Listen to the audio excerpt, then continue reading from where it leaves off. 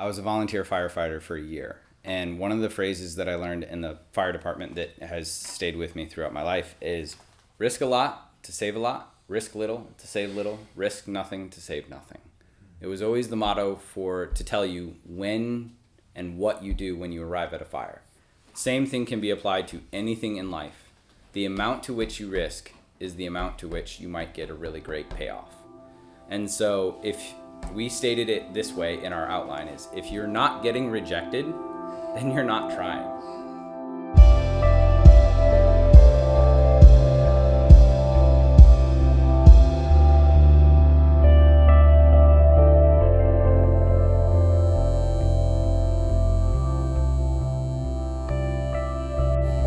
Every time that we ended up at her house, and it happened often because they had a big house that they rented and it kind of became this like hub for local area young adults. Every time we were there, I would just notice Kristen more. Be like, oh, she's so nice. She's just so pleasant. Like, I would just kind of like her demeanor, her personality was appealing to me more and more. And she got prettier and prettier every time I went over there and saw her. And I didn't necessarily like think anything of this. I didn't read anything into it, but I noticed it. Just like at a certain point, I was like, she's really pretty. She's so nice. Like, I really like her, you know? One of the sad things about dating in today's culture is we don't have the script anymore. There's no clear social structure of like, okay, how do I go about doing this? So one of the things that you can do is if you go on a date, call it a date. Literally say, will you go on a date with me? Instead of just, hey, you want to grab dinner? Hey, do you want to grab dinner? Hey, do you want to grab coffee? Not to mention, too, it's really important to discuss where you're at. If you can't have the conversation between you and the other person of where you're at, it's probably a good sign that it's not headed in the right direction. You should be able to be honest enough to say, hey, where are we at right now? What are your intentions? What are my intentions? So a DTR conversation defined the relationship. When Father Tim and I were putting together this outline, we talked about how it's kind of the guy's expectation to kind of take the lead, but it's totally okay if the girl does too. Talk about what you consider dating to be. What are the expectations? What terms do you like? Just be clear, but also don't be weird about it. If you're on your third date and you tell them you want to marry them, that's probably not the best recipe for success. Could be off-putting. Dating is a process in which you slowly become known to the other person and they become known to you. It's important to have intentionality. What are you doing? So in the Catholic context, you don't just date somebody just for the sheer fun of it. You don't go on a date because, hey, it's fun to be with people and have them like me. No. It's not a recreational purpose. It's there to discern whether or not this is a potential spouse. But also there can be the idea of like, I don't know, they got some troubles to start, but like you could go on one date. It's okay to give somebody a shot to start out with because you don't know where it could lead. Not to mention too is the part of dating is really trying to figure out what are your non-negotiables? What are those things that you know like, yep, nope, I'm not okay with that. So like, let's say you dated a person before and they're a smoker or something and you're like, yep, nope, sorry, I can't marry somebody who smokes. Okay, that's good to know. That's not so often we think like, oh, well then I ruined that person or we dated and it was really bad. Be like, no, the whole point of dating is to get to know one another. And so if you got to know one another and learned what you liked and disliked about a person, that's a good thing. You can't know everything about a person. Even going to marriage, as we had stated, I think it was last week, the day of your marriage should actually be the time in which you love your spouse the least because you grow in your knowledge of them and therefore you grow in your depth of love for them. I know it sounds kind of like, ouch, like really your wedding day is but same way that your first date should be actually when you love your significant other the least, and later in the relationship, you should love your significant other more. Why? Because you spent more time and you get to know them. It is okay and actually good to give people a shot. There are plenty of stories out there in which you may not want to date the person to start, but it takes time to see the depth and beauty of a person. The relationships that we have with people actually affect how we see them. Because I know there was plenty of people that like I viewed as friends in my groups, but it was like when I started to get to know them, I was like, wow, they're actually really attractive. If you would have asked me from day one meeting them, if I would have dated them, I would have been like, nope, not even close. And then over the course of a year, couple months, whatever it may be, getting to know them, I would have been like, yeah, I'd give that a shot. When I first met Jamie, I was having a conversation with a group of people, and I was awkward and didn't know social cues as well as I do now. And so everyone pretty much stopped listening to me in the circle of people, and Jamie felt really bad, and so she's like, I have to listen to this guy. It's my Christian duty to listen to this guy. And so therefore she sits and listens to me, even though she's like, I care nothing about what you're talking about.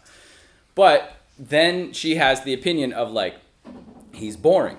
However, I then ask her to talk about focus. It's a pseudo date. It was like, I actually did want to pick her brain about focus, but all her roommates and everything was like, hey, he's a really good guy. Just give him a shot. He's not weird or anything like that. So it'll be fine. And so she had given me a shot of basically spending time one-on-one getting to know me. And then eventually we ended up falling in love. Guys, if you ask a girl, girls, if you ask a guy, hopefully the person who is going to say no says, thank you for the compliment of asking me. I am flattered by that. Thank you. But no. You have to be firm. You have to stick to your guns. So if you actually mean no, say no. If you want to give the person a shot, then say that. But be clear, be honest, be intentional.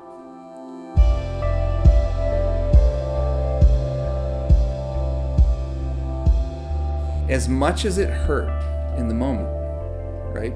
And for weeks, months, after almost 3.5 years, by the end of that summer, I had come to a place internally where I recognized that our relationship ending was absolutely the right thing, and that I would not have chosen it. One of the things that I realized fairly, like after a year of dating her, is I was just settling. I was like, it was fine. There wasn't anything that would have been like, oh, this is really terrible. This is horrible. You guys should not be together. Like nobody said that from the outside. It was, from the outside, it looked fine. But it also recognized, I was like, if I don't break up with this girl, I'm going to continue to settle, and we're going to get married, not because I want to, but because that's just, oh, you've been dating so long, you ought to get married. Kind of like not Jim and Pam, Pam and Roy, thank you. But like they were engaged for 7 years and they still didn't get married. So I recognized that I actually didn't want to marry her. That's not what I saw for my life. And so I was like, well, then what the heck am I doing? And so I decided, I was like, I have to break up with her. And so then over the course of the summer, I was like, hey, can we talk? Sat down, said, hey, this is where it's going. I don't see us moving towards marriage, so I think it would be best for us to break up. We broke up. It hurts. It's not easy. Both from the person who's doing the breaking up, the dumper or the dumpee, both are hard. Another question to ask about when to break up is the relationship changing you in a direction that you do not like? So is it making you into a different type of person? One of the best things that you can do is ask your friends how you think it's going. When Jamie and I started dating, Jamie explicitly asked her friends, hey, if anything is going wrong in this relationship, I want you to tell me immediately. I want you to let me know if Nick and I are not right for each other. Let me know. And so she was preemptive. She knew that she was like, yeah, I can be blinded by love. That's a real thing. So one of the questions that you can ask is this relationship bringing me closer to God? Are they intent on growing closer to God in themselves as well as for you? Do they want you to grow closer to God? Do they want themselves to grow closer to God? Not just saying that they are, but you can actually tell by how they're living their life. When you realize something about the person that is like not just a I don't know, like not a weakness per se, but like a pernicious thing that is like stuck in the person. Like, no, this person is never going to change ever in this area of their life. Or maybe it's something that can change, but until it changes, you're like, no. Which is why, like Kevin said, like timing can be an issue. Be like, hey, until you get your life together with this particular problem, I don't want to date somebody who struggles with drugs, or I don't want to date somebody who struggles with this. All right, that's fine. You can set those parameters. If that's a non-negotiable for you, then do it. But you do really have to ask yourself is, does this person do something that I just can't stand? Or is it something more like, it has the danger of moving into the concept of a wish list. Like, well, I really don't want my spouse to do this or spouse to do that. Be like, yes. But you can't say that you want your spouse to do everything that you want to do because it's not a wish list. You don't get to create your perfect spouse and be like, all right, God, deliver them. Sorry. Doesn't work that way. But it's those things that are set very firmly in the person that you cannot accept. Like, you're like, no, I can't get past this. It's not something like, oh, they leave their towel on the ground after taking showers. That's something that you just have to deal with. If they do toothpaste the wrong way, again, something that you just have to live with. Or they have bad morning breath, or they have this or that. There are aspects of like, it is hard to love people, but one of the best things that you can realize too is you're hard to love too. So it's not a wish list, but it is helpful if you hit a non-negotiable and you recognize that. That's another good time to know, hey, it's time to break up.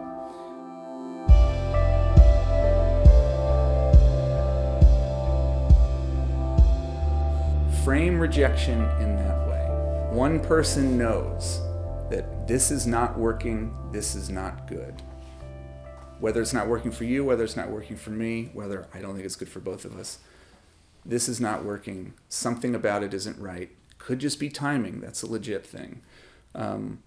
But this needs to end. Rejection sucks and nobody likes it. But if you're fearful of rejection, then you will never grow. You have to face it. You have to do the hard things. All right, how to go through the process of breaking up with someone. Don't ghost them. Don't just stop talking to them. Not okay.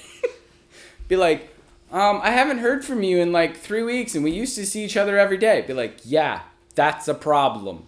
Don't be like, well, I figured they would eventually get the message. No, I mean, in one sense they probably did, but that's not okay.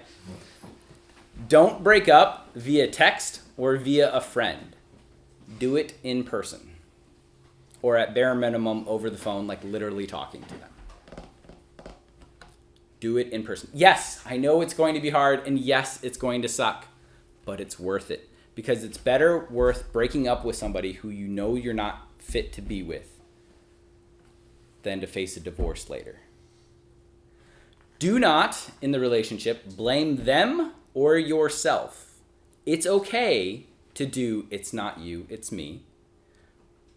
You can also say it better than that, but like there is a legitimate way of saying, hey, I'm not in a place right now where I want this to continue. Okay, that's fine. Like that can be legitimately your response of saying, I don't see this going anywhere. Be honest with where you're going at. Try to do it with tact, but connected to that is do not back down. If you have decided that it's good to break up, it's going to be like fighting a fire almost, and you go in there and it's not like, that's not the time to be like, oh, you know what? Maybe I was wrong. Or, hey, they brought up really good points of why we should stay together. No. Break up then. Because even if they get very emotional, like it's the same concept of when you're dating and you're in romantic relationships about like how far is too far. It's like never make that call when you're in the moment because you're never going to be thinking clearly. You're going to be thinking with your emotions. Be clear with what you mean by breaking up. There should be no ambiguity that it is over, done, dead, killed.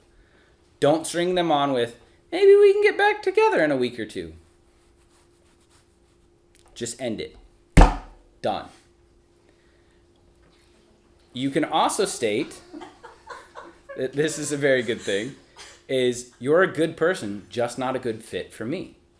You're a good person and you have a lot of great attributes. You're just not right with me. That's okay. Realize it's going to suck for you and for them for a few weeks. It will get better, I promise.